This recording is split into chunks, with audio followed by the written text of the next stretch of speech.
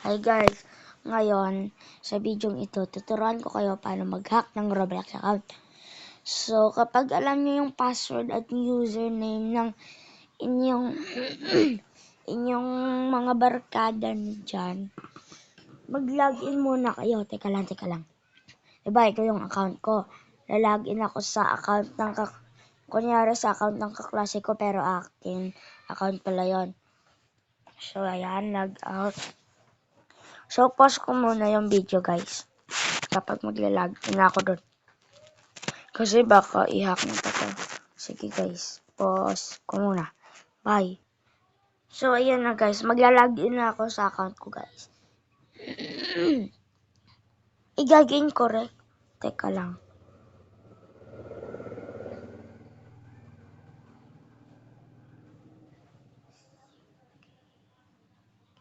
Baka yan yung password. Ha? Yan naman yun. Putik, may nag-hack. Teka lang, dito na lang sa isang account ko, guys. Yan. Eesh. Hindi nyo alam yung password.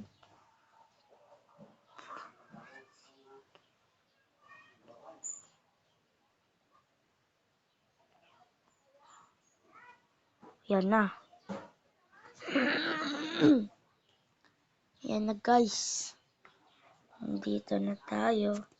Sheesh! May nagla-live. Putik, ano to? Ano to, guys?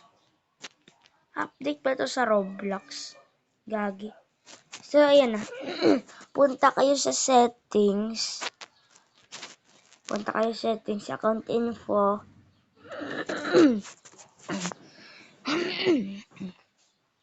Hintayin nyo lang mag-loading, guys. So, click nyo password. At ang current password niya, i-type nyo. Yan, i-type nyo.